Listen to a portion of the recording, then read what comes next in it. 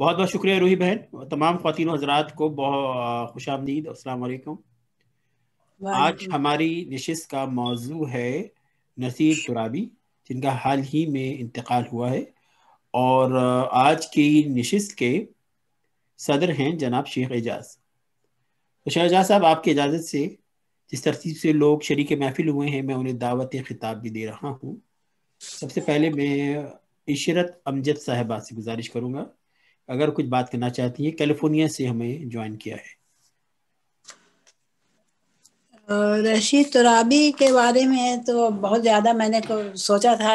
آپ نے جب بتایا تھا لاسٹ مرتبہ کہ میں اس پر کچھ کتابیں کچھ پڑھوں گی یا کچھ شعر جو ان کا اچھا ہوگا کر لوں گی، مگر میرے ابھی دونوں آنکھوں کا کیٹریکٹ کا سرجری ہوا ہے، تو اس لیے میں نے ذرا گریز کیا زیادہ پڑھنے سے، تو اس لیے میں اس بارے میں بہت زیادہ نہیں کچھ بتا سکوں گی. اس لیے میں بہت ہی معذرت خواہ ہوں.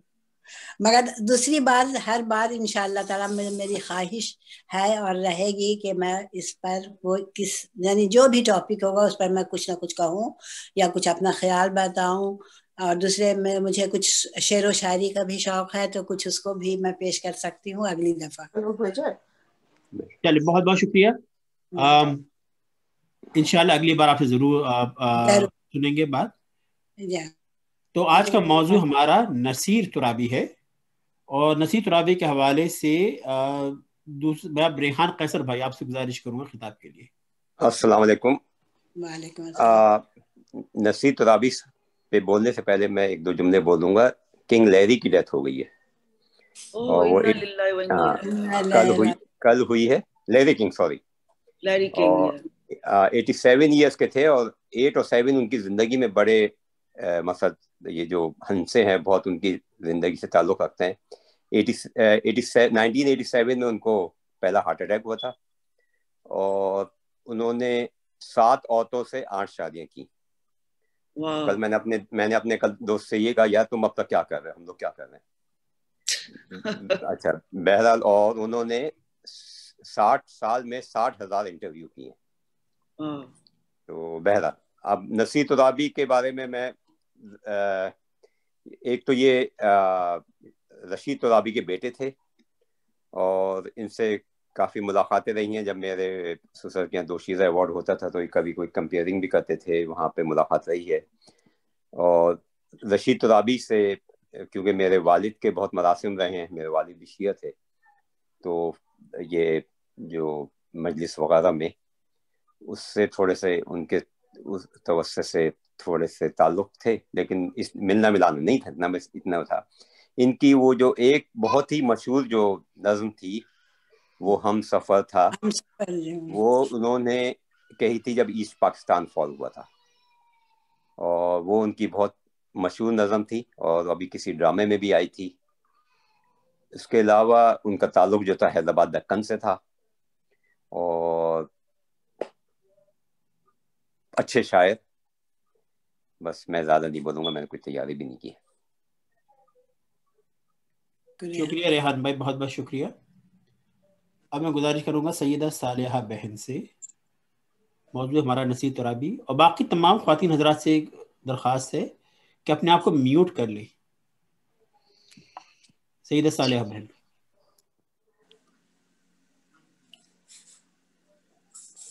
السلام علیکم سب کو. آج میں سننے والوں میں شامل ہوں، اس لیے کہ مجھے بالکل وقت نہیں ملا کہ میں کچھ پڑھ سکوں، اور پہلے بھی میں نے ان کے بارے میں اتنا زیادہ پڑھا نہیں تھا، تو اس لیے میری طرف سے معذرت ہے. اب میں سنوں گی آج اور اپنی معلومات میں اضافہ کروں گی.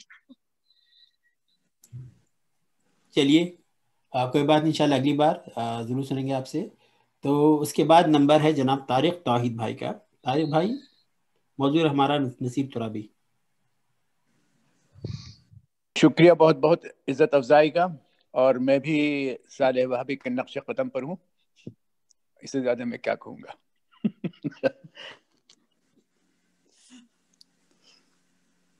چلیے کوئی بات نہیں.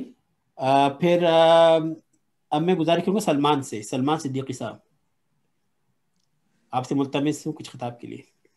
جی جناب، السلام علیکم، حاضرین محفل کو آداب۔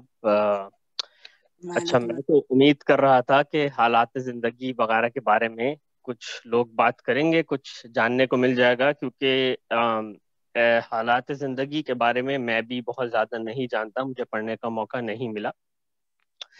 نصیر ترابی، جیسا کہ ریحان صاحب نے بتایا کہ صحیح معنوں میں جو مشہور ہوئے وہ ہم سفر والی غزل کے بعد مشہور ہوئے، جو کہ ہم سفر ڈرامے میں استعمال ہوئی، اور اس کے بعد ان کا نام جو ہے کافی جانا پہچانا گیا، کیونکہ یقیناً وہ ڈرامے کے حساب سے بھی اور ایسٹ پاکستان کے تناظر میں بھی، وہ خیر غزل ایسی ہے کہ وہ کسی بھی تناظر میں آپ رکھیں تو بہت ہی جچتی ہے، بہت خوبصورت غزل ہے، نو ڈاؤٹ۔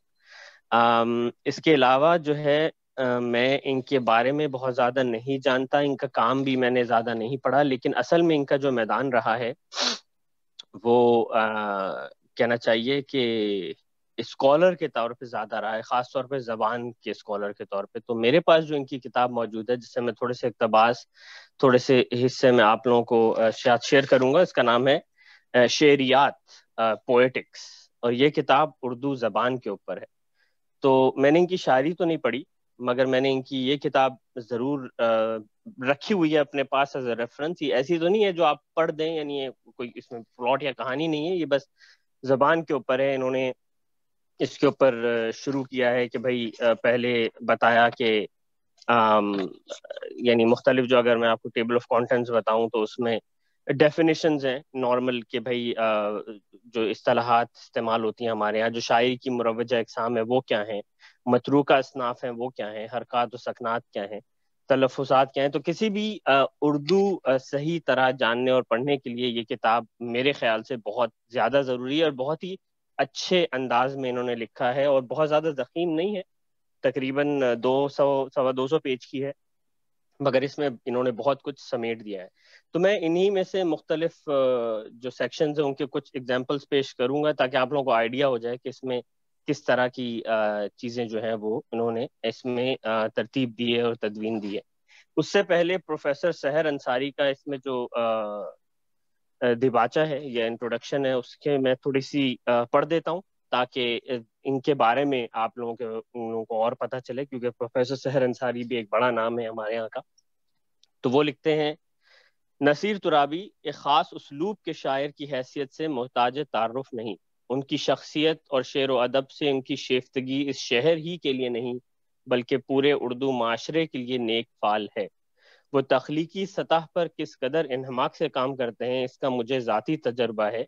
ذہانت کی چمک اور عملی استعداد کی مہک نصیر ترابی کو اضطراب دروں سے کبھی فارغ نہیں رہنے دیتی، اسی لیے بادی النظر میں محسوس ہوتا ہے کہ متلون مزاج ہیں اور شاید ہی جم کے کوئی کام کر سکیں، لیکن یہ رائے ظاہر بین افراد کی یا جو نصیر ترابی سے قریب نہیں رہے ان کی ہو سکتی ہے۔ دنیا میں آنے والا ہر انسان وجود اور تکمیل وجود کے مراحل سے گزرتا ہے، اس کا وجود نہ محض فطرت سے عبارت ہوتا ہے نہ فقط ثقافت سے، وہ فطرت اور ثقافت کی آمیزش کا حاصل ہوتا ہے۔ نصیر ترابی کی ذاتی اور شخصی صفات تو انہی سے مختص ہیں، لیکن انہوں نے جس علمی گہوارے میں پرورش پائی اس کے سربراہ علامہ رشید ترابی جیسی جید اور نابغہ روزگار شخصیت تھی۔ علامہ رشید ترابی کی حیثیت ایک لیجنڈ کی ہے۔ نصیر ترابی خوش نصیب ہیں کہ علامہ سے جہاں زیست گزاری کے مختلف اسرار و رموز انہوں نے سیکھے، وہیں زبان، الفاظ، معنی و مفہوم کی نزاکتیں اور ان کے بارے میں تحقیقی مزاج بھی نصیر ترابی کے حصے میں آ گیا۔ مولانا حالی نے الفاظ و معنی کے ارتباط کی بابت تلاش و جستجو کو تفحص الفاظ سے تعبیر کیا ہے۔ یہ رجحان نصیر ترابی میں بدرجہ اتم موجود ہے۔ زبان و بیان سے اس شغف کا نتیجہ ان کی تازہ ترین تصنیف شعریات ہے۔ علمی ادبی دلچسپیاں گھروں اور خاندانوں سے دور ہوتی جا رہی ہیں۔ اس کا نتیجہ یہ ہے کہ اولاً متعدد والدین، اساتذہ اور پھر طالب علم اس لسانی تربیت سے محروم ہوتے جا رہے ہیں جو کسی بھی شائستہ معاشرے کی بنیادی ضرورت ہوتی ہے۔ تاہم ایسا نہیں کہ اس تشویشناک صورتحال سے سبھی بے خبر یا بے نیاز ہیں۔ کسی نہ کسی سطح پر اصلاح احوال کا کام ہو رہا ہے، لیکن ان کی حیثیت شب تاریخ میں چمکنے والے جگنوؤں کی سی ہے۔ نصیر ترابی نے یہ جو کاوش کی ہے وہ اس زمانے کی ضرورت کے عین مطابق ہے۔ اس میں جو مباحث اور نکات درج کیے گئے ہیں انہیں اساتذہ، طلبہ، مبتدی اور منتہی دونوں کو افادی نقطہ نظر سے دیکھنا اور برتنا چاہیے۔ تو اس کتاب مجھے خاص ایک چیز اور جو بہت اچھی لگی، جو کہ جس کی طرف سحر صاحب نے بھی اشارہ کیا ہے، کہ ہم لوگوں کو آج کل صحیح اردو سننے کو نہیں ملتی جس کا تلفظ صحیح ہو، کیونکہ آج کل کے میڈیا سے تو آپ یہ امید نہیں رکھ سکتے کہ جو اردو استعمال کریں گے وہ انہوں نے کوئی خاص اس کے اوپر توجہ دی ہوگی، جس کے منہ میں جو آتا ہے وہ کہتا ہے۔ تو جو پہلے پی ٹی وی کی خدمت، جس پی ٹی وی نے جو خدمت کی وہ یہ کہ کم سے کم وہ اپنی پروننسیشن، اور اس سے پہلے ریڈیو پاکستان میں وہ اپنے تلفظ کے اوپر بہت زیادہ دھیان رکھتے تھے۔ تو اس کتاب میں ان سب چیزوں کا الگ الگ سیکشن بنے ہوئے ہیں۔ فار ایگزامپل پروننسیشن کا ایک بالکل الگ سیکشن ہے جس میں 25-30 صفحات میں صرف غلط الفاظ جو پروناؤنس کیے جاتے ہیں روزمرہ میں اس کی نشاندہی کی ہے۔ اس کے بعد درست املا کا ایک الگ سیکشن ہے، اس میں بھی اسی طرح اسپیلنگ کی کریکشن کی گئی ہے۔ تلفظات کے اوپر بات کی گئی ہے، جن کے اوپر تذکیر و تانیث کے مسئلے کے اوپر بات کی ہے، ایگزامپلز دی گئی ہیں۔ واحد جمع کے مسئلے ہیں، منافعات ہیں، مشابہ الفاظ ہیں، سابقے لاحقے ہیں، غلط العام ہیں۔ یہ بہت ہی دلچسپ کتاب ہے، یعنی اس کی میں چلیں آپ لوگوں کو تھوڑی سی ایگزامپلز کر کے بتا دیتا ہوں۔ بہت سارے الفاظ تو ایسے ہیں جو کہ ہم روزمرہ میں غلط کرتے ہیں، اور میں بھی کم سے کم مسلسل غلط کرتا ہوں، مگر زبان پر ایسے چڑھے ہوئے ہیں کہ وہ ٹھیک ہوتے نہیں۔ اب تلفظات کے سیکشن میں فار ایگزامپل کچھ مثالیں ہیں کہ بہت سارے لوگ جلدی میں ابدی کہہ دیتے ہیں، لفظ ابدی ہے۔ ابلاغ کہہ دیتے ہیں، لفظ ابلاغ ہے۔ اتمام کہہ دیتے ہیں، اتمام ہوتا ہے اصل میں۔ اور اخلاق تو سبھی کہتے ہیں، اصل لفظ اخلاق ہے۔ استغفار بہت لوگ کہتے ہیں، اصل میں استغفار ہے۔ تحیر کہہ دیتے ہیں، تحیر ہے۔ اغوا ہو جاتا ہے مگر اغوا ہے اصل میں۔ افراد اور افراد کا فرق ہے۔ بے نیل و مرام کہا جاتا ہے، لیکن یہ ایکچولی بے نیل مرام ہے۔ تواتر کہتے ہیں مگر یہ تواتر ہے۔ ابھی میں نے اس کی غلطی تو میں نے ابھی کی کہ تجربہ کہہ دیتے ہیں، حالانکہ تجربہ ہے، مگر اس کے لیے تو آئی تھنک بہت سارے لوگ اس میں جو ہے وہ اس کے قصوروار ہے۔ شرف کہہ دیتے ہیں، حالانکہ اصل لفظ شرف ہے۔ تو یہ مجھے کتاب اس لیے بہت پسند ہے، جب بھی دل چاہا آپ کھول کے آپ نے اپنی غلطی دیکھ لی، لیکن بس کوشش اس بات کی ہے کہ نہ صرف دیکھ لی جائے، اس کو کسی طرح امید کی کوشش کی جائے کہ یہ آپ اس سے بچے رہیں۔ اچھا، یہ غلط العام کا سیکشن بھی بہت ہی زبردست ہے۔ اس میں جو بالکل روزمرہ کے الفاظ ہیں ان کے اوپر نہ صرف یہ بتایا ہے کہ غلط ہیں، بلکہ یہ بتایا کہ قاعدے کے روح سے کیوں غلط ہے۔ فار ایگزامپل موجودگی کے بارے میں کہہ رہے ہیں کہ موجودگی کے علاوہ کرختگی، پیشگی، بحالگی اور خانگی، یہ تمام الفاظ قاعدے کے مطابق مرکب نہیں ہیں، لیکن غلط العام کے ذیل میں مشتمل ہے۔ سہولیات کا لاحقہ برائے علم و فن مختص ہے، مثلاً دین سے دینیات۔ نیز اس جمع کو بطور واحد استعمال کیا جاتا ہے۔ صاحبان فرہنگ کے نزدیک سہول کے معنی ہموار زمین کے ہیں۔ سہول کے ساتھ اگر یات کا لاحقہ منسلک کیا جائے مرکب حالت میں یہ لفظ محمل ہو جائے گا۔ سہولت کی جمع سہولتوں یا سہولتیں ہونا چاہیے۔ اس وجہ سے سہولیات ایک غلط لفظ ہے جو کہ استعمال ہوتا ہے قاعدے کی روح سے۔ ناراضگی، ناراض ہر چند کے فارسی عربی کا مرکب ہے، لیکن چونکہ یہ لفظ ناراضہ نہیں ہے، یعنی ہائے مختفی سے مبرہ ہے، لہٰذا گی کا تصرف ناجائز ہے۔ ناراض میں قاعدے کے مطابق چھوٹی ی کی اضافت سے ناراضی کہنا اور لکھنا درست ہوگا، ناراضگی صحیح نہیں ہے۔ رہائش، یہ تو بہت ہی مشہور لفظ ہے، آپ لوگوں نے اس کے بارے میں جوش صاحب کی باتیں سنی بھی ہوں گی۔ قیام اور سکونت کے معنوں میں ہندی اور فارسی آمیزش سے یہ لفظ ڈھالا گیا ہے، نامناسب ہونے کے باوجود غلط العام میں مستعمل ہے۔ جوش صاحب اس لفظ کی نسبت سے کہتے تھے اگر یہ صحیح ہے تو پھر کھلائش اور پلائش کہنے میں کیا حرج ہے؟ قرض حسنہ بہت لوگ کہتے ہیں، یہ ترکیب غلط ہے، اصل میں یہ قرض حسن ہے. سال کی جمع سالوں میں پہلو ضم نکلتا ہے، لیکن لہٰذا اس کے استعمال سے گریز کیا جائے. اس کی جگہ لفظ برس کو واحد بھی لکھا جا سکتا ہے. برسا برس، برس ہا برس لکھنا غلط ہے. برس ہندی کا لفظ ہے، اس کی جمع کے لیے فارسی کی طرح ہا استعمال کرنا جائز نہیں ہے. اس کے بجائے سال بسال کہنا، سال ہا سال کہنا چاہیے. یہ ایک اور لفظ جو کہ بہت ہی کامن ہے اور آپ ہمیشہ میڈیا پہ سنتے ہیں، اور پہلے میں ایکچولی اس سے واقف بھی نہیں تھا، مجھے ڈکشنری دیکھنی پڑی کہ یہ لوگ کیا کہہ رہے ہیں.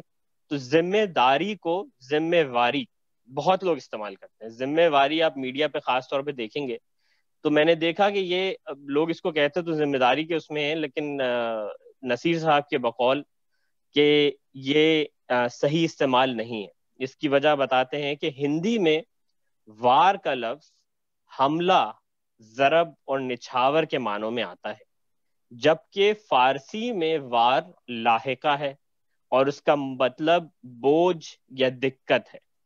باعتبار صفت یہ لائق اور مناسب کے معنی بھی دیتا ہے. دار داشتن سے برآمد ہوا اور رکھنے والا کے معنی میں مستعمل ہے.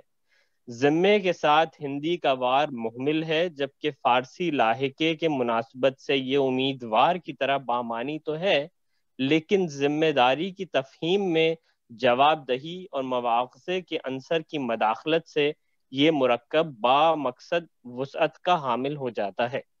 تو یہ اس پہ زور دے رہے ہیں کہ ذمہ واری نہ بولا جائے، ذمہ داری بولا جائے.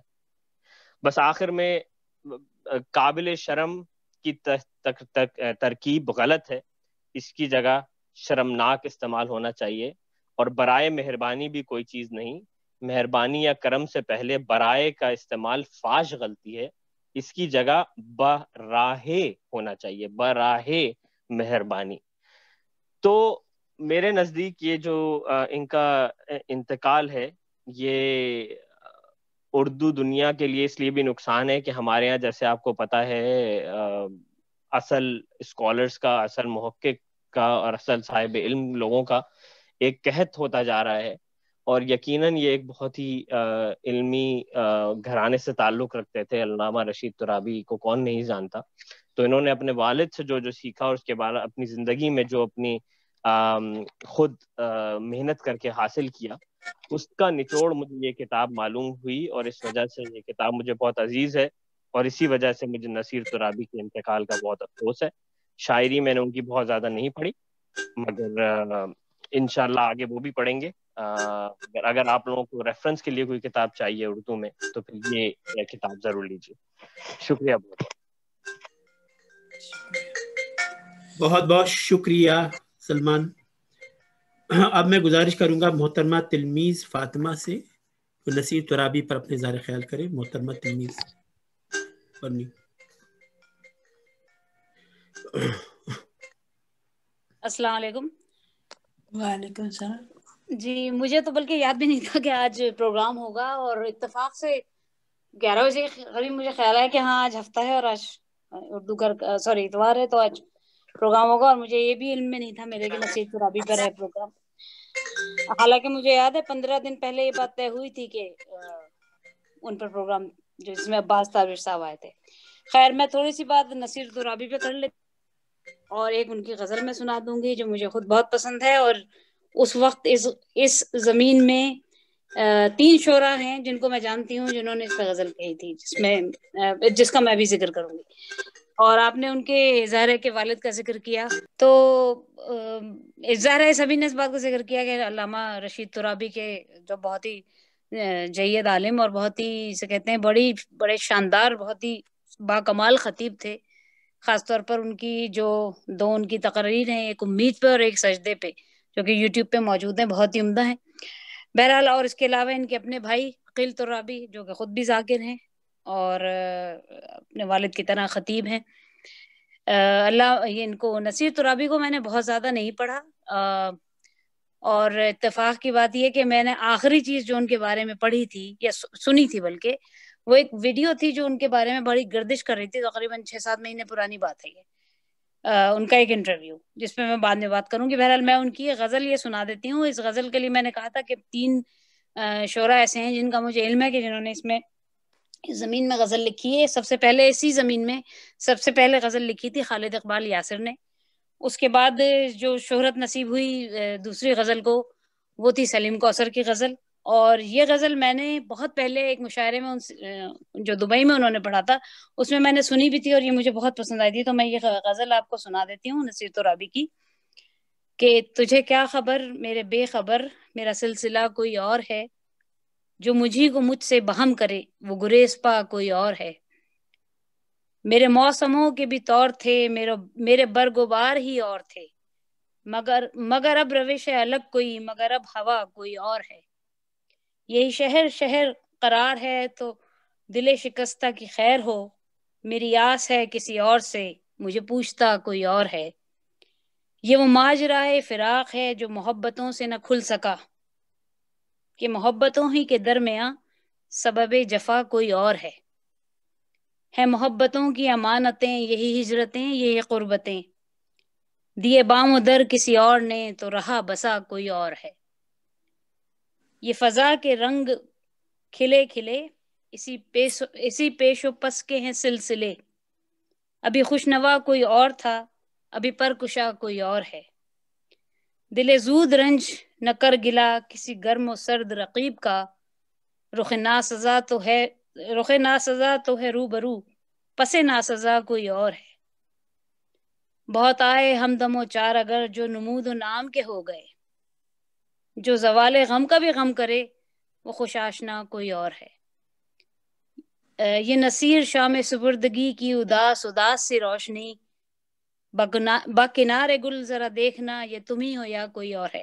اور اس شعر کا میں اس لیے خاص طور پہ ذکر کرنا سے غزل یہ بہت خوبصورت ہے، اور اس میں ہجرت کا حوالہ جو کہ اس دور کا بڑا اہم ٹرینڈ تھا، یعنی 80s کی بات کر رہی ہوں، لیٹ 80s کی، بہت سے شعراء نے اس کو استعمال کیا، جس میں ظاہر افتخار عارف ایک اہم نام ہے۔ بہرحال تو اس کا جو مقطع ہے، اصل میں مجھے اس مقطع سے سلیم کوثر کی غزل کا جو مقطع ہے وہ یاد آ گیا ہے، جو کہ تقریباً ایک ہی جیسے مضامین ہے، اور وہ شعر وہ ان کا مقطع ہے کہ میری روشنی تیرے خد و خال سے مختلف تو نہیں، مگر تو قریب آ تجھے دیکھ لوں یہ تو ہی ہے یا کوئی اور ہے، اگر مجھے ٹھیک سے یاد ہے یہ شعر تو، اور یہ بھی اس میں بھی تقریباً اسی خیال کو کسی اور طرح سے ادا کیا گیا ہے۔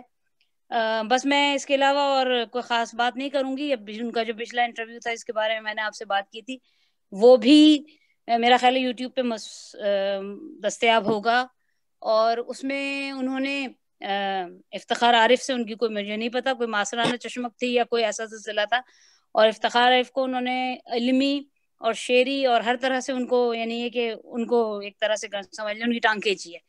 تو اگر آپ لوگوں کے پاس کوئی موقع ہو تو تقریباً 30-40 منٹ کا انٹرویو ہے وہ آپ لوگ دیکھیں، اس سے اندازہ ہوگا کہ ان کی خود کتنی گرفت تھی زبان پر، اور اللہ بس ان کی مغفرت کرے۔ جانے سے پہلے ایک لطیفہ میں سنا دیتی ہوں آپ کو، اور وہ لطیفہ یہ ہے کہ علی گڑھ المنائی ایسوسی ایشن والے ہر سال مشاعرہ کرتے ہیں، اور ہیوسٹن میں ان کا مین مشاعرہ ہوتا ہے، پرویز جعفری ظاہر اس کے روح رواں ان کی اہلیہ عشرت آفرین۔ تو ایک دفعہ میری عشرت آفرین سے بات ہوئی تھی، تو میں نے ان سے کہا کہ آپ یہ بتائیے کہ آپ نصیر ترابی کو کیوں نہیں بلاتی، اتنے اچھے شاعر ہیں وہ، اور کبھی آپ کے مشاعرے میں وہ نہیں آئے۔ تو کہہ لے ہم انہیں کیا بلائیں، کہہ لے ایک دفعہ ہم نے انہیں فون کیا تو انہوں نے کہا میں مصروف ہوں، ابھی تو میری پتہ نہیں کیا شادی ہونے والی ہے یا بچہ چھوٹا ہے۔ کہہ لے پھر کچھ عرصے بعد فون کیا تو پتہ چلا کہ بھائی وہ جو ہے وہ میرے بیٹے کا پتہ نہیں بسم اللہ ہے کہ کیا ہے، اور پھر ہم نے فون کیا 2-3 سال بعد، کہا وہ میرا بیٹا جو ہے گریجویٹ ہو رہا ہے۔ اس کے بعد پھر میں نے فون کیا کہ آپ آ جائیے، تو کہنے لگے کہ نہیں ابھی تو میری طبیعت ٹھیک نہیں ہے۔ کہنے پھر ہم نے فون کیا اگلے سال یا 2-3 سال میں، کہنے اب میرے بیٹے کی شادی ہے۔ تو میں نے کہا تو پھر عشرت آفرین نے کہا مجھے لگتا ہے کہ اب وہ اپنے پوتے کی کسی خوشی پہ میں فون کروں گی تو یہ کہیں گے کہ میرے پوتے کی یہ خوشی ہے، اب میں اس لیے نہیں آ سکتا۔ تو لیکن یہ کہ بہرحال بڑی جسے کہتے ہیں کہ بڑے اچھے شاعر تھے، اور اس وقت کی جو غزل کے جو ٹرینڈز تھے 1980 میں، خاص طور پر کراچی کے جو شعراء تھے انہوں نے کچھ ایسے مخصوص موضوعات پہ لکھا ہے. ہجرت جن کا بہت اہم موضوع ہے, جن سمجھ لے کہ جو کیا کہوں میں, چلن کہوں ٹرینڈ کے لیے لفظ, جو شعری جو چلن تھے اس وقت انہوں نے ان کی غزل میں اس کا اظہار ہوا ہے. اور میرے پاس اتفاق کی بات ہے کہ ان کی کوئی کتاب موجود نہیں ہے, ورنہ میں ضرور اس میں سے آپ کو کوئی کچھ شعر اس میں سے آپ کو نکال کے ضرور دکھاتی. تو بس مجھے اتنا ہی کہنا ہے. شکریہ. بہت بہت شکریہ تلمیز بہن. مجھے رضوان مجھے تلمیز صاحبہ سے بات کرنی تھی کہ آپ تیاری نہ کر کے آیا کریں, کیونکہ یہ بھی ہضم کرنا بہت مشکل ہوتا ہے, تیاری میں بہت مشکل ہے. چلیے, اور میں اب آگے چلتے ہیں, اور میں اب روحی خان بہن سے گزارش کروں گا اظہار خیر کے لیے. ایک بار پھر تمام لوگوں سے گزارش ہے کہ جو بات نہیں کر رہے وہ اپنے آپ کو میوٹ کر لیں. بہت شکریہ, بہت محظوظ ہوئی. وہی اتنی شرمندگی ہو رہی تھی کہ وہی میں بھی آج یہی کہوں کہ آج میں تیاری کر کے نہیں آئی. نصیر ترابی کا تو مجھے معلوم نہیں تھا, لیکن میں نے کہا میں اس معلومات کے لیے ضرور حاضر ہوں گی, معلومات حاصل کرنے کے لیے.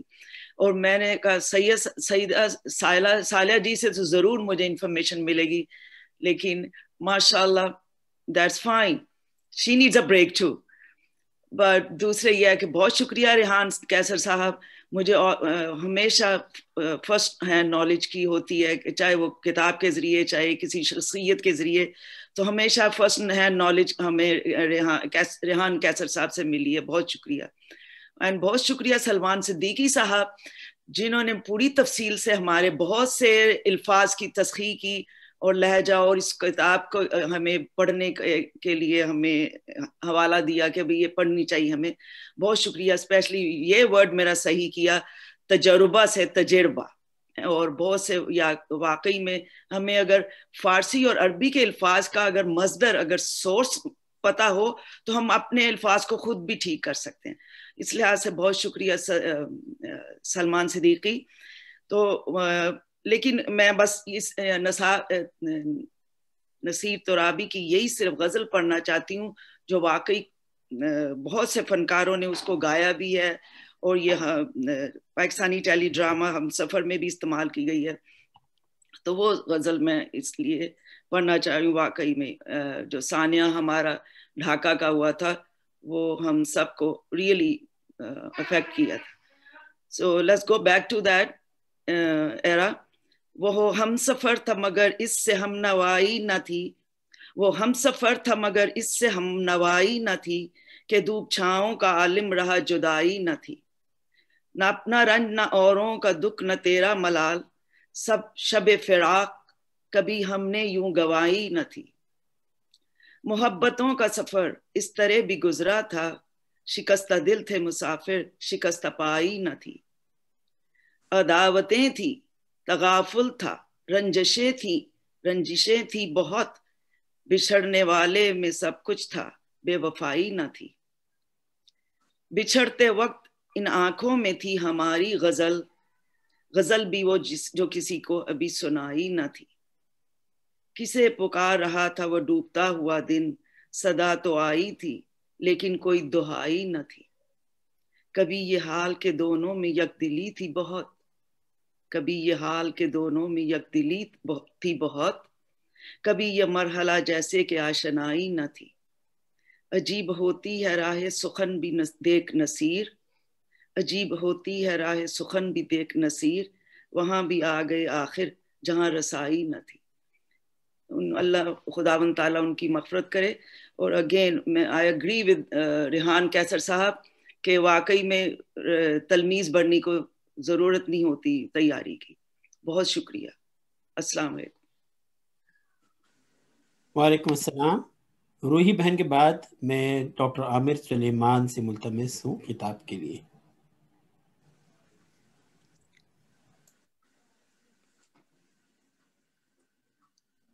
میں ایکچولی آج سننے کے لیے آیا تھا, تو اگر میں پاس کر دوں تو ٹھیک ہے, تو باقی اگر کوئی اور ہے تو میں ویسے ہی کہہ رہا تھا کہ اس غزل کی تختی کر دیتا ہوں. وہ ہم سفر تھا مگر اس سے ہم نوائی نہ تھی, مفاعلون متفاعلون مفاعلون فاعلون, وہ ہم سفر تھا مگر اس سے ہم نوائی نہ تھی. بس یہی کہنا تھا.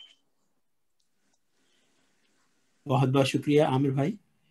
تو شیخ اعجاز ہمارے صدر ہیں, تو ان کی بات سے پہلے میں کچھ بات کرنا چاہ رہا تھا. تو میرا تعارف بھی ان کی اس کتاب شعریات سے ہوا تھا, جس کو پہلے ہی سلمان بھائی نے بہت اچھی طریقے سے اس پہ بات کر لی ہے. ایک بات رہ گئی تھی, ان کی کچھ باتیں رہ گئی تھیں. ایک تو یہ کہ ان کے والد صاحب اتنے بڑے خطیب تھے, تو کیوں خود یہ اتنے خطابت کی طرف کیوں نہیں گئے. تو میں کہیں پڑھ رہا تھا کہ ان کا ایک جگہ جب اسکول میں طالب علم تھے تو تقریری مقابلہ تھا, تو اس میں یہ تیسرے نمبر پر آئے. تو ان کے استاد نے کہا کہ بھی آئندہ اپنے والد صاحب سے لکھوانا یا ان سے اصلاح لینا جو بھی ہے.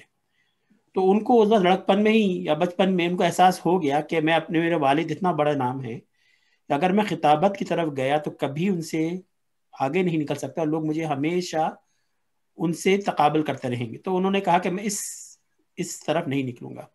بہرحال وہ دوسری طرف نکل گئے, لیکن ادب کے دائرے کے اندر جو ان کی جو شعریات کتاب جس سے میں سب سے واقف ہوا, اس کے جو کتاب پوئٹکس کا انہوں نے بریکٹ میں ترجمہ لکھا ہوا ہے. پوئٹکس نام کی کتاب سب سے پہلے ارسطو نے 335 قبل مسیح میں چھاپی تھی, اور وہ بھی محاسن ادب کے اوپر تھی, اور اسے پہلا جو مغرب میں پہلا ادبی فن پارہ مانا جاتا ہے. تو شاید وہی نام انہوں نے لے کر اس کو یہ کتاب مرتب کی ہے. اور اس کتاب میں یہ ایک حوالہ جاتی مخزن ہے, یہ ایک ریفرنس بک ہے. اس میں جیسے انہوں نے لکھا ہوا ہے کہ ادبی ذوق کی آبیاری کے لیے ایک خود آموز کتاب. خود آموز یعنی آپ سیلف ٹاٹ. تو اس کے اندر جتنے محاسن ہیں وہ اور سلمان نے بتا دیے. کچھ چیزیں اس کے اندر بڑی ہی دلچسپ ہیں جو کہ بتانے سے رہ گئی ہیں. ایک تو یہ شعراء کے درمیان نصیر ترابی شعراء کی درجہ بندی کرتے ہیں, انہیں 4 مدارج میں 4 درجوں میں تقسیم کرتے ہیں کہ شعراء 4 طرح کے ہوتے ہیں. بڑا شاعر, میجر پوئٹ. اچھا یہ بڑی دلچسپ بات, اس کتاب کے اندر انگریزی جو ٹرمینالوجیز ہیں وہ ساتھ ساتھ لکھی ہوتی ہیں تاکہ عصر حاضر میں لوگوں کو سمجھنے میں آسانی رہے. بڑا شاعر, میجر پوئٹ, اہم شاعر یعنی امپورٹنٹ پوئٹ, معتبر شاعر, ریلائبل پوئٹ یا شاعر. یہ 4 انہوں نے بتائی ہیں. اب میجر پوئٹ کون ہے یعنی اہم شاعر کون ہے؟ نصیر ترابی کے نزدیک صرف 5 شعراء ایسے ہیں جسے آپ کہہ سکتے ہیں کہ یہ بڑے شاعر ہیں. میر تقی میر, مرزا غالب, میر انیس, علامہ اقبال اور جوش ملی آبادی. تو ان 5 افراد کو کہتے ہیں بڑے شاعر ہیں. اب اہم شاعر کی طرف آئیے جو دوسرا درجہ ہے. اہم شعراء میں صرف 8 شعراء کو یہ شامل کرتے ہیں, صرف 8. یگانہ, فراق, فیض, راشد, میرا جی, عزیز حامد مدنی, ناصر کاظمی, مجید امجد. دیکھیے اس کے اندر نہ تو ذوق ہیں, نہ درد ہیں, نہ اس میں جگر مراد آبادی ہیں, نہ اس میں فراز ہیں. یہ ان کی دوسرے درجے کے شعراء ہیں. معتبر شاعر یہ تیسرا درجہ ہے. معتبر شاعر وہ ہوتا ہے جو اہل ذوق کے درمیان مجموعی طور پر قابل قبول ہو. شاعر کے خانے میں وہ تمام شاعر درج کی جا سکتے ہیں جن کے بعد اشعار کسی معتبر انتخاب کے لیے ممکن ہو سکتے ہیں. مطلب جسے آپ کسی مشہور کہتے ہیں وہ اسے اس زمرے میں لاتے ہیں, اور باقی ماندہ جو ہیں اس خالی شاعر ہیں. تو یہ ان کا ایک دلچسپ انہوں نے ایک درجہ بندی کی ہوئی ہے.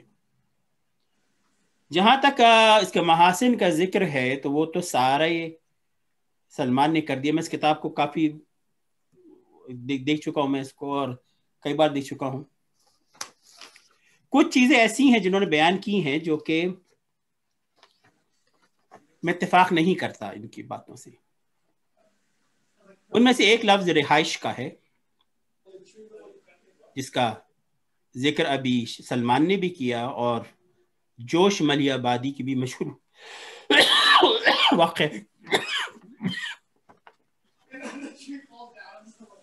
देखिए नसीर तुराबी एक बहरहाल एक शख्स थे, इंतहाई काबिल और मोतबर शख्स थे, लेकिन फिर भी एक वासबर्द वाहिद थे।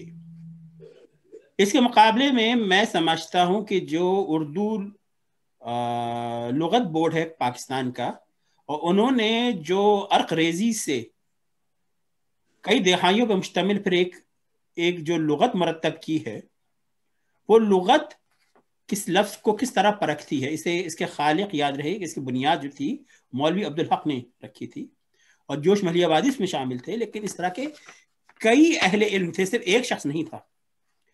तो जहाँ रशीद तुराबी अगर रिहाइश पे वो नुक्ता ची हैं, तो ये बात याद रहे कि रिहाइश ना सिर्फ ये कि लुगत में शामिल है, पहला इस्तेमाल 1893 में हुआ था, 1893। तो मोतरिज होने की कोई बात समझ में नहीं आती।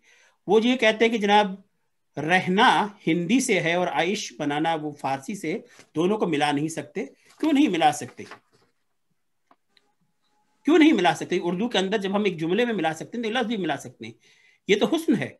और ये रिहाइश कोई अभी पैदाइश नहीं है, 1893 से ये छप रहा है, तबात के अंदर है, और उर्दू लुगत बोर्ड ने तहकीक करके इसे शामिल किया है। इसी तरह इन्होंने एतराज किया शोर और गुल पे कि आप ये हिंदी, फारसी और अरबी को मिला नहीं सकते इस तरीके से।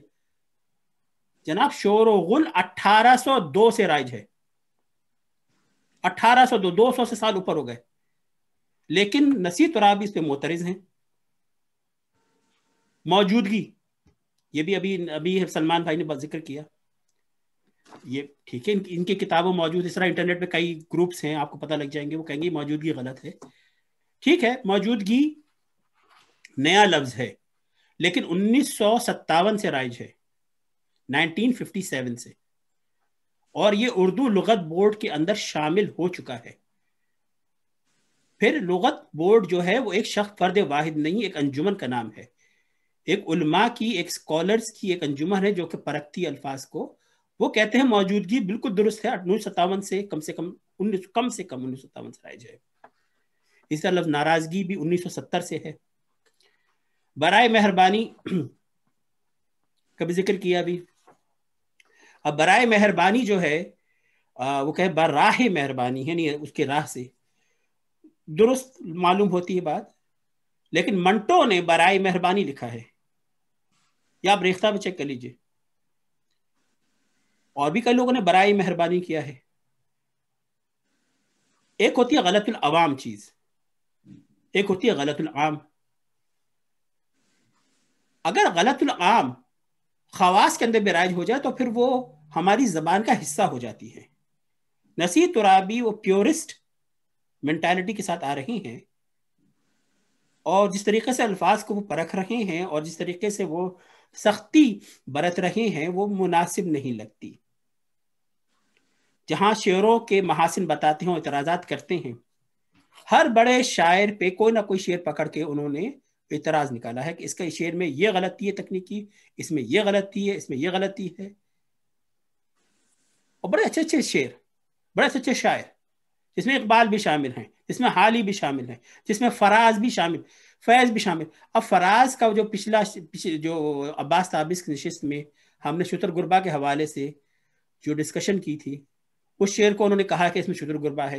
हालांकि अब्बास ताबिश ने समझाया और भी और लोगों ने भी बात डिस्कशन हुई कि इसमें शुतर गुरबा नहीं है, लेकिन ये बजिद है कि शुतर गुरबा है। इस तरीके से वो शेरा के उसमें निट पिकिंग की है उन्होंने, और निकाला है कि भाई ये एतराजात हैं। रिजवान साहब कता कलामी माफ, अगर कोई मिसाल इसमें से आप दे दें प्लीज। मुझे ढूंढना पड़ेगा इसके अंदर। ठीक है, कोई किसी भी शायर पे उन्होंने अगर क्रिटिसाइज किया है, मुझे ढूंढना पड़ेगा इसके अंदर, मुझे थोड़ा वक्त देना पड़ेगा। ठीक है, कोई बात। मैं ये बता रहा हूँ कि सिर्फ इस किताब को ये समझ लेना कि ये हरफ आखिर है, ऐसा नहीं है। बहुत अच्छी किताब है, आपको बहुत से उलूम पता चलते हैं, लेकिन ये सिर्फ और सिर्फ एक हवाला जाती किताब है, रेफरेंस की किताब है। अब मुझे देखे ढूंढना पड़ेगा इसमें। हमने कह दिया तो मुझे इसमें جس پہ اعتراض کیا انہوں نے. جی جیسے کسی مشہور شاعر کی آپ بات کر رہے ہیں نا، اس کا شعر لے کے انہوں نے اقبال میں بھی کیا ہے. انہوں نے ابھی ہاں حال ہی کا شعر ہے. عصر فیض عام سے اس کے کعبہ آباد میں قدا معمور. عصر فیض عام سے اس کے کعبہ آباد میں قدا معمور. اب یہ لکھتے ہیں کہ کعبے کی رعایت سے میں قدے کی جگہ بت قدا ہونا چاہیے تو مناسب رستہ. اس عیب کو قواعد میں اخلال کہتے ہیں. اب یہ جو غالب کو غالب جس نے بنایا وہ مولانا الطاف حسین حالی تھے، جو کہ نثر اور نظم دونوں کے اندر ملکہ رکھتے تھے، شاعری کے اندر بھی اور اس کے نثر کے اندر بھی. ان پہ اعتراض کر رہے ہیں کہ بھئی ان کے شعر کے اندر یہ خامی ہے، ان کے لحاظ سے یہ درست ہے. پھر جناب اب مجھے ڈھونڈنا پڑے گا اس میں جہاں پہ ٹھیک ہے، لیکن ایک مثال آپ نے دے دی. اقبال کا بھی اس میں ہے، بڑے مشہور شعر اقبال کا. تو ایک اور کہنے کا مطلب یہ ہے کہ اس کو ذرا کتاب بہت اچھی ہے لیکن اس میں تشنگی رہ جاتی ہے. بہت چیزیں اب ذکر کرتے ہیں کہ جناب اس کا تلفظ کو اس طرح بھی کر سکتے ہیں کیونکہ اس میں آپ اصل میں جو سکون اوسط ہوتا ہے نا کہ درمیان کے ایک حرف اگر تین لگاتار حرف پہ اگر حرکت آ جائے تو درمیان والے حرف کی حرکت کو آپ گرا سکتے ہیں. یہ شعروں میں کرتا ہے. اب انہوں نے اس بات کو نہیں بتایا اور یہ کہا کہ اس طرح کر سکتے ہیں. بھی کر سکتے ہیں کیا مطلب کر سکتے ہیں، لیکن ایک دوسری جگہ پہ وہ کہتا ہے کہ نہیں یہ حرکت آپ نہیں گرا سکتے. کیوں نہیں گرا سکتے؟ ٹھیک ہے نا. پھر انہوں نے کہا کہ دل کا جو ہے وہ مائل اس کا قافیہ نہیں ہوتا اور استثناء حاصل ہے غالب کو. غالب کو کیسے استثناء مل گئی؟ یا تو پہلے بس ہمیں سمجھائیے کہ مائل کا دل اور یہ کیوں نہیں ہم قافیہ ہو سکتے، میری سمجھ سے باہر ہے. اور پھر غالب کو اپنی طرف سے استثناء بھی دے دیا کہ غالب کا شعر لکھا اور کہا کہ یہ غالب کو استثناء حاصل ہے. میں سمجھتا ہوں خطائے بزرگاں گرفتن خطا ہست. یہ جو فنون لطیفہ ہوتے ہیں کوئی پرفیکٹ سائنس نہیں ہوتی. بہت اچھی بات ہے کہ ہم لوگ جو ہے وی آر کوگنیزنٹ اور مائنڈفل آف دیز تھنگز، لیکن نیٹ پکنگ کر کے بتانا کہ بھئی یہ صحیح ہے یہ غلط ہے میرا خیال میں وہ درست نہیں ہے. تو میں بہت معذرت خواہ ہوں. سلمان نے اب سارے محاسن بتائے تھے، میں نے تنقید پہ آ گیا اس کتاب کی، لیکن اس باوجود میں کہوں گا بہت اچھی کتاب ہے یہ. اور پہلے بھی میں پڑھتا رہا ہوں اور ابھی بھی پچھلے 2 دن سے میں اس کا بطور خاص مطالعہ کر رہا تھا. تو بس اتنا ہی مجھے کہنا ہے. بہت شکریہ. اس کتاب کے دونوں پہلو ہمیں مل گئے. آپ دونوں کا بہت شکریہ. اور اس کے بعد صدر محفل اعجاز صاحب سے گزارش کروں گا، شیخ اعجاز احمد صاحب سے.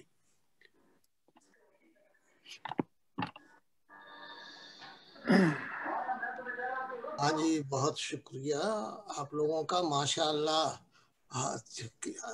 جو کچھ سلمان صدیقی صاحب نے فرمایا وہ اتنی زبردست ان کے متعلق چیزیں بتائیں، اور جناب رضوان حسنی صاحب نے جو کچھ کہا وہ بھی قابل دید ہے، قابل قدر ہے چیز.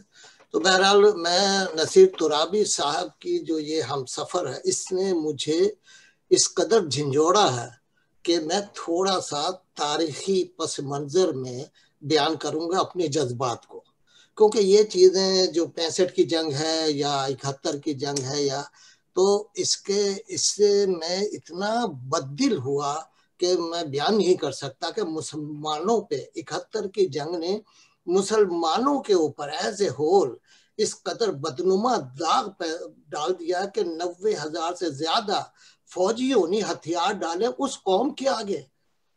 ہمیں تو شرم آتی ہے کہتے ہوئے. بہرحال میں ان کے متعلق کہنے سے پہلے میں تھوڑا سا تاریخی پس منظر بتا دوں آپ کو کہ ہمارے جب سے قائد اعظم نے پاکستان اس نظریے کے تحت بنایا تھا، انہوں نے اتنی کوشش کی، پوری اپنی زندگی لگا دی، اپنی جان دے دی کہ جی یہ پاکستان ایک آئیڈیل ریاست بنے گی، مسلمانوں میں نام پیدا کرے گی، مسلمانوں کا یہ لیڈ کریں گے. अब देखिए बहरहाल उनका आइडिया था, लेकिन हम कितने बदकिस्मत हैं कि हमने किस किस को खोया। कायद आजम फौत हो गए, लियाकत अली खान को हमने शहीद कर दिया, ख्वाजा नाजिमुद्दीन जब वजीर आजम बने वो इस पाकिस्तान के थे, हालांकि पाकिस्तान बनाने में हमारे मशरक़ी पाकिस्तान के, अब मैं उनको भूल नहीं सकता, मेरे मुंह से बांग्लादेश नहीं निकलता कि वो एक पाकिस्तान का हिस्सा रह चुके हैं। तो उन्होंने इतनी कुर्बानियां दी, उन्हीं की वजह से पाकिस्तान बना। आज हम उनको फरामोश कर रहे हैं, उनको हमने बताइए कौन सी ऐसा काम नहीं किया जो हमारे मशरक़ी पाकिस्तान की भलाई के हो। हमने हमेशा उनको कहा ये हमारा खा रहे हैं, ये हमारा खा। आज देख लीजिए कि उनकी करेंसी हमारे पाकिस्तान से कितनी आगे है, कितनी ज्यादा है, कितनी उनकी आबादी हमारे वेस्ट पाकिस्तान से ज्यादा थी। और लेकिन उन्होंने अपने आप को किस तरह संभाला, किस तरह उजागर किया, कहाँ से पहुंचाया। तो क्या ये चीज समझ नहीं आती कि आप ये किस तरीके से हम अपने आप को रुसवा कर रहे हैं अभी तक। अब बताए हमारे यहाँ सबसे बड़ी खराबी ये है, सबसे बड़ी खराबी ये है कि या तो हमारे ऊपर फौजी मुसल्लत हुए हैं हमेशा, या फिर जो भी आए हैं लियाकत अली खान के बाद या ख्वाजा नाज़िम के बाद, सभी उन्होंने पहले गवर्नर जनरल हजरत ये ख्वाजा नाज़िमुद्दीन थे, उन्होंने इस्तीफा दे के वजीर आजम का ओहदा संभाला कि जी मैं इस मुल्क को बनाऊंगा। देखिए जज्बा देखिए उनका। लेकिन क्या हुआ, वजीर आजम बनते ही तो हमारे जब गवर्नर जनरल बने गुलाम मोहम्मद साहब, उन्होंने आते ही असेंबली तोड़ दी। सोचने की बात है भाई, क्या उनको जरा सा भी एहसास नहीं था कि हम क्या कर रहे हैं। बहरहाल उसके बाद से जो सिलसिला चला है, फिर सिकंदर मिर्जा आए, फिर अयूब खान आए। अयूब खान का दौर मैं समझता हूँ कि बहुत अच्छा रहा है माशी लिहाज से। जो हमारे खारजी ताल्लुकात थे, पूरी दुनिया के लीडर आए, जिसमें आपको पता है नेहरू भी थे और अब्दुल्ला भी, शेख अब्दुल्ला भी थे कश्मीर के। तो वो यानी इन लोगों से हम बहुत कुछ हासिल कर सकते थे। 65 की जंग में हम कश्मीर का मसला हल कर सकते थे, हमने नहीं किया। उसके बाद जो हम तनज़्ज़ुल की तरफ गए हैं, अभी तक हम नहीं संभले। अब बताइए हमारी जब भी कोई हुकूमत आती है, जब भी कोई आती है, सिवाय फौजियों के आगे कोई नहीं बोलता। जो भी होते वो या तो एक दूसरे को इल्जाम देते, उसने करप्शन की, उसने करप्ट। मैं तो समझता हूँ पूरी कौम करप्ट है, पूरी कौम करप्ट है। हम लोग ऊपर से ठीक करना चाह रहे हैं, हमें तो नीचे से ठीक करना है। हर आदमी बेईमानी शैतानी करता, आप बताइए नहीं करता। एक जो है फल बेचने वाला, वो मिलावटी खराब फल आपको अच्छा देगा, लेकिन अपने हाथ से नहीं चुनने देगा, मैं डालूंगा जी आपने क्या और दूसरे से ले ले। तो ये आखिर अखलाक की इतनी गिरावट है। क्या हमें एहसास नहीं है कि हम इसको इस चीज को खत्म करें। और इस मुल्क, अल्लाह ने एक नेमत दी है, ये मुल्क, हम आजाद हैं, हमें आजादी दी, हम आजादी का नाजायज फायदा उठा रहे हैं। बहरहाल अब दुआई हम कर सकते हैं कि या अल्लाह इस कौम को हिदायत दे और हमें अपने आप को पहचानने की सादत अता फरमा। तो बहरहाल मैं अब वो बात करना चाह रहा था नसीर तुराबी साहब से। आप तो जानते हैं कि रशीद तुराबी साहब, ये लोग, इनका ताल्लुक हैदराबाद दक्कन से। नसीर तुराबी मेरी हम उम्र है, 1945 उनकी भी पैदाइश है, मेरी भी है, तो इस लिहाज से हम उम्र है। इनके वालिद रशीद तुराबी तो खैर माने हुए कराची में जो जब ये तकरीर करते थे, तो चाहे कोई भी मजहब से ताल्लुक रखता है आदमी, इनसे मुतासर होता था, इनको सुनते थे। और आपको इल्म होगा कि इन्होंने अल्लामा इकबाल के शिकवा जवाब शिकवा के ऊपर, जो शिकवा जवाब शिकवा, इकबाल मौजूद थे, उनकी मौजूदगी में सुनाया था। तो अल्लामा इकबाल फरमाते हैं कि काश के आपका अगर पहले आ जाता, मैं अपना नहीं छपवाता, मैं आपका शिकवा जवाब शिकवा छपवा देता। बहरहाल वो एक अजीम हस्ती थे, उन्हीं की औलाद नसीर तुराबी। मुझे याद आ रहा है 40-42 साल पहले की बात है, पता है न्यूयॉर्क में उनसे मुलाकात हुई थी नसीर तुराबी साहब से। तो मैं बड़ा मुतासिर हुआ था उनसे पहली मुलाकात में ही। अंदाज गुफ्तगू इनका, मुदल्लल के किस तरीके से इनका यानी अल्फाज का चुनाव इनका बहुत अच्छा है, और यही उन्होंने अपने कलाम में भी करते हैं। और इनके लिए तो मशहूर है कि जी ये जो गज़ल कहते हैं, बड़े चुने हुए अल्फाज और अपने तख़य्युलात का सबसे ज़्यादा इस्तेमाल गज़ल में करते हैं। ये इनके मुतालिक मशहूर है, बड़े चुन के अल्फाज कहते हैं। بہرحال ان کے متعلق اب یہ ہے کہ کچھ اشعار میں تو ہم سفر سے تو بہر متاثر ہوں ہی، میں چند اشعار ان کے کچھ آپ کے سامنے پیش کروں گا جو مجھے پسند ہیں. آپ کے فرماتے ہیں شہر میں کسی سے سخن رکھیے کدھر کو چلیے، شہر میں کسی سے سخن رکھیے کدھر کو چلیے، یہ تنہائی تو گھر میں بھی ہے گھر کو چلیے. پرائی آگ میں جل کر سیاہ پوش ہوئے، خود اپنی آگ میں جلتے تو کیمیا ہوتے. ایک اور شعر ہے، وہ بے وفا ہے بے وفا ہے تو کیا مت کہو برا اس کو، وہ بے وفا ہے تو کیا مت کہو برا اس کو، جو ہوا سو ہوا خوش رکھے خدا اس کو. وہ یہ پھر مجھے بہت پسند ہے، وہ بے وفا ہے تو کیا مت کہو برا اس کو، جو ہوا سو ہوا خوش رکھے خدا اس کو. ایک دو شعر اور ہیں، ملنے کی طرح مجھ سے وہ پل بھر نہیں ملتا، ذرا غور کیجئے گا، ملنے کی طرح مجھ سے وہ پل بھر نہیں ملتا، دل اس سے ملا جس سے مقدر نہیں ملتا. ملنے کی طرح مجھ سے وہ پل بھر نہیں ملتا، دل اس سے ملا جس سے مقدر نہیں ملتا، کچھ روز نصیر آؤ چلو گھر میں رہا جائے، کچھ روز نصیر آؤ چلو گھر میں رہا جائے، لوگوں کو یہ شکوہ ہے کہ گھر پر نہیں ملتا. اور ایک اور شعر ہے، دل کے سب نقش تھے ہاتھوں کی لکیروں جیسے، دل کے سب نقش تھے ہاتھوں کی لکیروں جیسے، نقش پا ہوتے تو ممکن تھا مٹاتے جاتے. دل کے سب نقش تھے ہاتھوں کی لکیروں جیسے، نقش پا ہوتے تو ممکن تھا مٹاتے جاتے. بہرحال یہ چند اشعار مجھے پسند تھے، میں نے پیش کیے. تو اب یہی ہے کہ اب میں یہاں اس کو ختم کرتا ہوں، باقی رضوان صاحب آگے کیا کچھ جنرل ڈسکشن کرتے ہیں انشاءاللہ. بہت بہت شکریہ شیخ اعجاز صاحب. مجھے اب یہ پوچھا تھا کہ اس کے اندر اور روی بھائی نے پوچھا تھا کہ کن پہ اعتراض کیے ہیں. دیکھیے یہ نور فیض کے مصرع ہے، یہ جان تو آنی جانی ہے اس جان کی تو کوئی بات نہیں. سنیے مصرع، یہ جان تو آنی جانی ہے اس جان کی تو کوئی بات نہیں. اس پہ معترض ہیں، اس پہ اعتراض یہ کیا ہے کہ جان اور جان ایک نون کے ساتھ ایک نون غنہ کے ساتھ ہے نا، تو یہ عیوب میں آتا ہے، یہ شعری عیوب میں آتا ہے. حالانکہ سننے میں بہت اچھا لگتا ہے، اس میں کوئی ہمیں عیب نہیں لگتا، لیکن یہ ایک میرے نزدیک لکیر کے فقیر والی بات ہوتی ہے اس میں، اور حسن کو اس کو نہیں دیکھ رہے. اسی طرح ایک بہت ہی مشہور نعت ہے مولانا الطاف حسین حالی کی، خاص اس طرح غالباً پہلے مصرع خاص ہے، خاصان رسول وقت دعا ہے، امت پہ تیری وقت عجب آ کے پڑا ہے. ٹھیک ہے نا، تو اس پہ یہ کہتے ہیں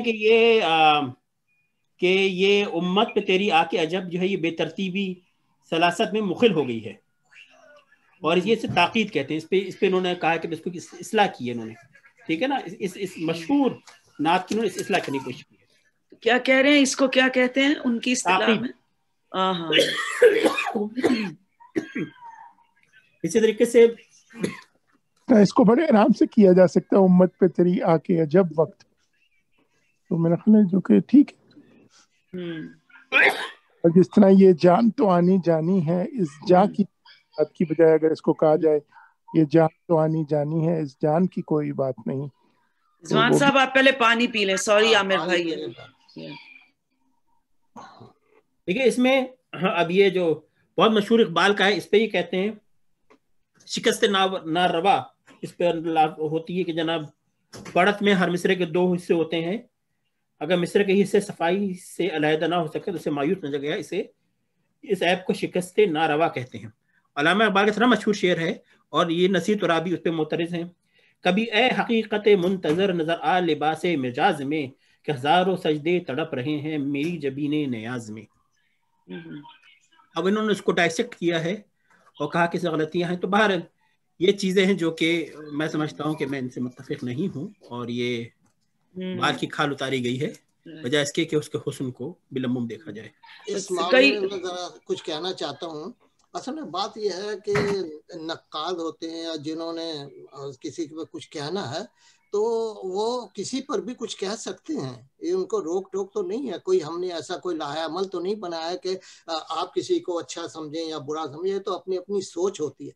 और नक्काद तो होता ही है कि चाहे आप कुछ भी कहें उसने कुछ ना कुछ रखना निकालना होता है, उसका काम उसकी ड्यूटी है। तो इनको हम नहीं ब्लेम नहीं दे सकते क्योंकि वो अपनी ड्यूटी निभा रहे होते। क्या ख्याल है आपका? जी, मैं भी इस बारे में कुछ कहना चाहूंगा। रिजवान साहब, बिल्कुल आप सही बात कही आपने कि ये बाज़ औक़ात लगता है कि हम बिल्कुल बाल की खाल उतार रहे हैं, लेकिन मैं इसको इस नज़र से देखता हूँ कि इस तरह के प्यूरिस्ट जो हैं वो भी ज़रूरी हैं हर दौर में, ताकि वो तवाज़ुन कायम रख सकें। अब इतने बड़े बड़े शोरा के कलाम में जाके एक मिस राइडर से निकालना, कहना हाँ गलती मिल गई, तो ठीक है आप उसको कह सकते हैं, मगर एज लॉन्ग एज वो अपनी गलती को सपोर्ट कर रहे हैं, कह रहे हैं भाई ये गलती किस वजह से है, उसको नाम बता रहे हैं कि भाई ये गलती ये है, तो मेरे ख्याल से भी ये बात ठीक है। तो ऐसे प्योरिस्ट की जरूरत हमें है, और ऐसा फर्स्ट ऑफ ऑल तो ऐसा इल्म होना चाहिए कि आप ये सब काम कर भी सकें, और बाद में कुछ चीजें अगर मुस्तामिल हो गई, अवाम में शामिल हो गई इस हद तक कि वही सही समझी जाए, तो वो भी मेरे नज़दीक सही है। बहुत सारी तलफ़्फ़ुज़ की गलतियां जो मुझे पता है गलत है, लेकिन इतनी आम फहम है और इतनी आम हो गई हैं कि मैं उनको फिर मैं कोशिश भी नहीं करता कि मैं सही करूं। और फिर जिस तरह से आपने इनकी दर्जाबंदी शेयर की शायरों की, उसी से ये बात जाहिर हो जाती है कि इनकी अपनी जो कहना चाहिए हमदर्दियां हैं या इनका जो अपना फोकस है वो किस तरफ है। जोश को यानी बड़े शायरों में शामिल करना मेरे नज़दीक इस बात की निशानदही है कि आप जबान को ज्यादा अहमियत दे रहे हैं बजाय इसके ख्याल के। तो जोश मेरे नज़दीक तो बड़े शायर हरगिज नहीं है, उनके यहाँ जोश सिर्फ शोर और गुल और बातें और अल्फाज खूब और बहुत इस्तेमाल हुए, मगर ख्यालात के हिसाब से उन्होंने इतना काम नहीं किया जितना जो बाकी लोगों ने किया, मगर इन्होंने उनको शामिल किया इसके अंदर। इसी तरह यगाना को उसने इंतखाब में शामिल कर दिया। यगाना को जिसने भी थोड़ा बहुत पढ़ा है, मैंने पढ़ा है थोड़ा बहुत, मैं कभी उनसे बहुत ज्यादा इम्प्रेस नहीं हुआ। उन्होंने भी यही कहते थे कि भाई मैं अल्फाज बहुत अच्छी तरह बरतता हूँ और मैं ख्यालात ऐसे हैं, मगर उनके ख्यालात में सिवाय कुछ लोगों के कोई भी उनके मोतरफ नहीं है। तो बिल्कुल आप सही कह रहे हैं कि ये प्योरिस्ट यकीनन प्योरिस्ट हैं, मगर ये प्योरिस्ट भी जरूरी हैं अल्फाज और जबान का तवाजुन कायम रखने की।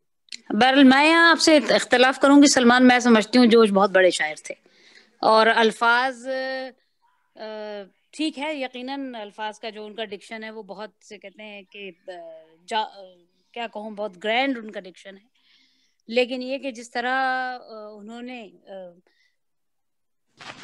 शेर का हक अदा किया है और वाकई शेर को शेर समझा है, ऐसे कम लोग हैं। दूसरा ये कि इकबाल और फैज पे तो बहुत एतराजात हुए हैं, ये कोई नई बात नहीं है। खासतौर पर फैज के इस शेर पे तो सबसे ज्यादा एतराज हुआ है, चले भी आओ कि गुलशन का कारोबार चले, और उसमें उनके मोतरजीन में बहुत बड़े बड़े नाम शामिल हैं। इसी तरह इकबाल पे भी, इकबाल का 2 शेर मैं आपको अभी बता देती हूँ। असरे हाजिर के तकाजाओं से है मुझको ये खौफ, हो ना जाए आशकारा शर पैगंबर कहीं।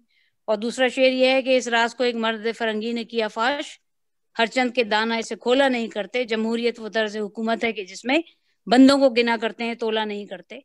तो ये एतराज़ात इकबाल और फैज पे अपने अंदर, अगर मतलब मैं अहले ज़बान का लफ्ज़ इस्तेमाल नहीं करना चाहती क्योंकि अब ये इस्तिलाह और ये तसव्वुर बहुत मतरूक हो चुका है, लेकिन ये कि अगर ज़बान पे जिसको उबूर है, अगर उसे उसमें वो इसे कहते हैं नाहमवारी महसूस होती है, तो मेरा ख्याल है उसे ये कहने का हक है। जहां तक ख्याल का ताल्लुक है, ख्याल और लफ्ज का हम आहंग होना बहुत जरूरी है, सिर्फ ख्याल पे शायरी नहीं हो सकती।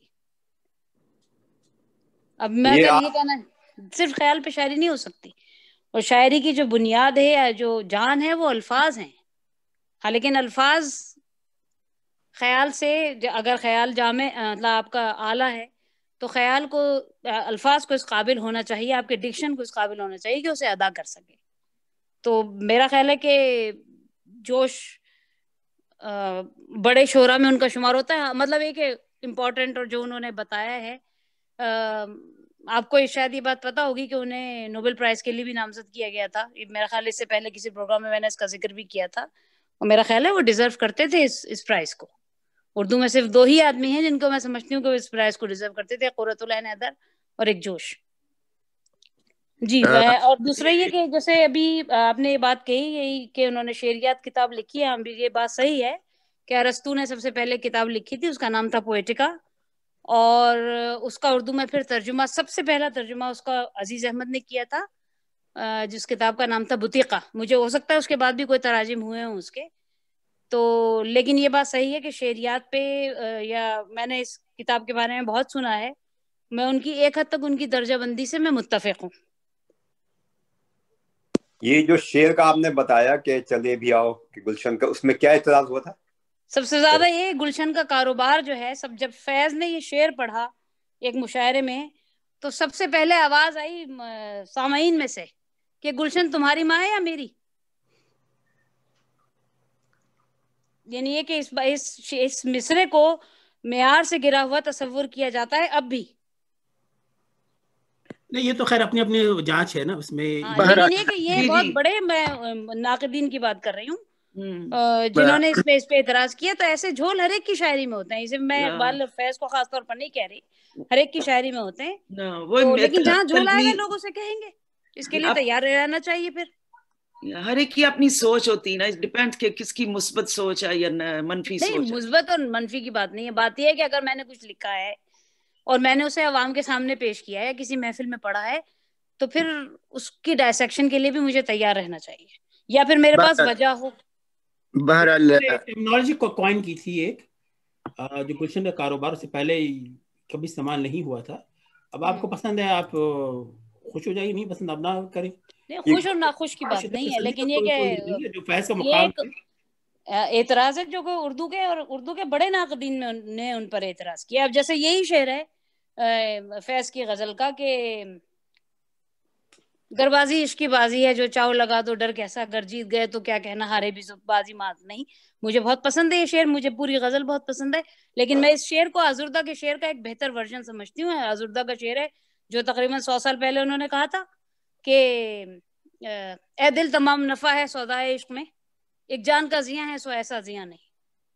یہ اس کا ایک بہتر ورژن ہے.